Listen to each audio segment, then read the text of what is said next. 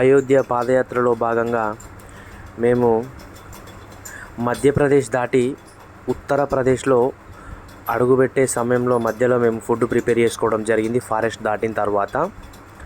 So కొంచెం video upload చేయడం late అయింది. చూపిస్తా చూడండి. చూస్తున్నారు కదా, అడవి ప్రాంతంలో మధ్యలో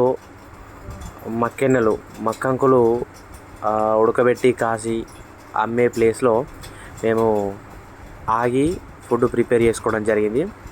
సో అక్కడ షాప్స్ కూడా లేవన్నమాట. మేము ఇస్తార్ల కోసము టేక్టాకులు వాడుకున్నాము. ఎందుకంటే మేము జర్నీ చేసిన సమయంలో మా పేపర్ ప్లేట్స్ తడిసిపోవడం జరిగింది. అందుకే మేము ఆ వర్షం కొడుతున్న సమయంలో కూడా ఒక ఫీలింగ్ క్రేజీగా ఉంటుందని చెప్పేసి టేక్టాకులు వాడడం జరిగింది. సో మొత్తానికైతే ఫుడ్ ప్రిపేర్ చేసుకున్నాము. ఫుడ్ ప్రిపేర్ చేసుకొని, ఎందుకంటే అక్కడ మధ్యప్రదేశ్ ఉత్తరప్రదేశ్లో ఫుడ్ చాలా డిఫరెంట్గా ఉంది. ఎందుకంటే మేము తినలేకపోయినాము వాస్తవానికి. సో అందుకే మాకు మేమే వండుకొని తిన్నాము. చూసిరు కదా, కనిపిస్తుంది కదా ఎట్లుంది అక్కడ. అసలు వర్షం పడుతూ ఉంటే ఆ ఫీలింగ్ కంప్లీట్ వేరే ఉంది. మాకు మేమే ఆ వర్షంలో ఆ పందిరి కింద వంట చేసుకొని తినడము మొత్తానికైతే చాలా అంటే చాలా సంతోషంగా అనిపించింది.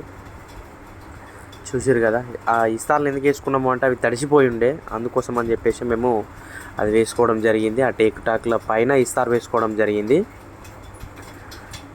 సో ఇక ఆ విధంగా మా జర్నీలో ఇదొక క్రేజీ ఫీలింగ్ అన్నమాట.